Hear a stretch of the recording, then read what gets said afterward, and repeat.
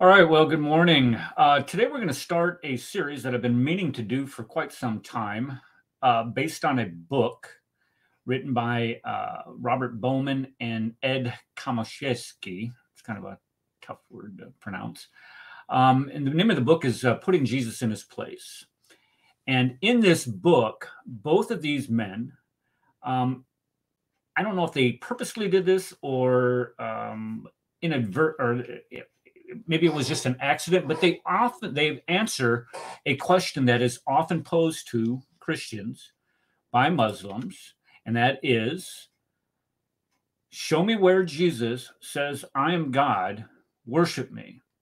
Now, in this book, they answer this question and this often made charge against Christianity so thoroughly that this is going to take several videos to get through. So no Islamic apologist will ever dare approach a Christian and ask that question, show me in the Bible where Jesus says, I am God, worship me, because the answer is, in this book, no problem.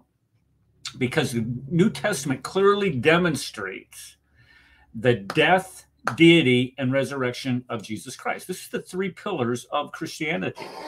And the New Testament teaches this clearly. Now, it's not in this Injeel. The Injeel, for those of you who are not aware, this is an Islamic term for the Gospels.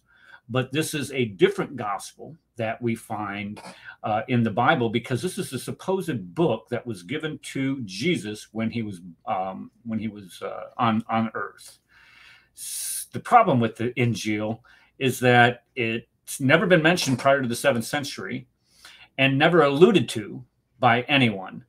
So if it existed, where is this thing? And the bottom line is it doesn't exist. It's the Gospels that we're talking about. So when we look at the New Testament, it's the Gospels that affirm the death, deity, and resurrection. And to deny, after reading this book, to deny that Jesus was not crucified, was not declared to be the Son of God and God incarnate, is just an exercise in futility and idiocy. And what these guys do in this book is they make it uber easy.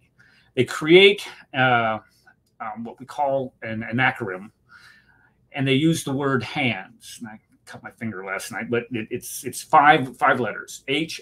And each of these letters represent a certain description of Jesus Christ. For example, the H represents the honors that Jesus shares with God alone, that only God would share with somebody else. Jesus also shares all of the attributes of God. So you have the A, and then N is the names. When we start talking about all the names that are given to God, Jesus also shares quite a few of those as described in the New Testament. The deeds, that's the only things that only God could do, Jesus does. For the example, just a real quick example, Jesus forgives sins. Well, only God can forgive sins. And so when we look at the deeds, Jesus does all these things that only God can do. And then also the seat, where Jesus is. He is on the right hand of power in heaven with God right now. So all of these have sub ideas that go along with them. For example, honors, you have we're going to talk about how Jesus is glorified, how he's worshiped, how he's the object of prayer, how songs are sung to him, how people have faith in Jesus, how people fear. And when we're talking about a respect of him, people serve him and love Jesus. All of these things are the honors given to God, but also given to Jesus. And then we look at the attributes. Of course, Jesus shares all the attributes with God, which would include pre-existence, eternalness, uncreated. He's immutable. He's, of course, all-loving, omnipotent, omnipresent, omniscient, incomprehensible. All of these things, Jesus, all these attributes Jesus does share with God. And then you have the names. Jesus shares these names that only God would have, the name above every other name. Well, why would you do that? If he was only a prophet. He's referred to as God in both the New and the Old Testament. He's called Lord, which is the Greek is Kyrios or Yahweh, is the Hebrew. When we start talking about the church, he is considered to be the bridegroom of the church. He's the King of Kings and Lord of Lords. He's our Savior. He shares the same word, I am, with God in the John 8:58, I think it is. He's also referred to as the first and the last, the Alpha and the Omega. Allah is also called the first and the last. I wonder, how is it that Jesus is called the first and the last also? Then we go to deeds. Jesus did these things that only God can do. He's the creator, sustainer. He's sovereign over all of creation. The illumination and revelation that Jesus only God can reveal to people. He speaks with authority, not just with authority, but with divine authority. He's also known as the Word of the Lord. His words are viewed as God's words. And of course, he provides salvation, and it's only that salvific atonement through him that one can be saved.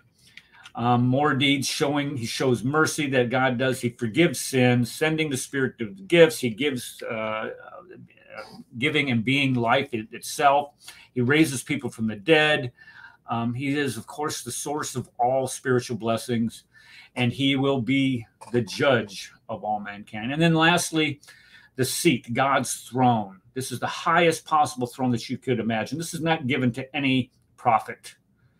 If Jesus was only a prophet, why is he sitting next to the right hand of God the Father? It makes no sense. He even claims to be equal with God and ruling over all things and ruling eternally, forever.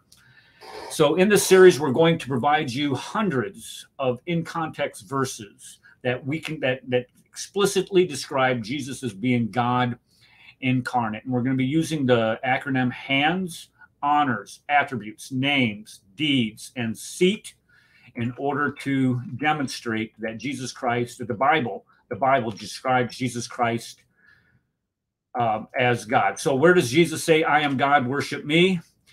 If you watch these videos and you start writing down and recording all of these texts, the answer is right there in the Bible for you. God bless you, and I hope you enjoy all of these videos.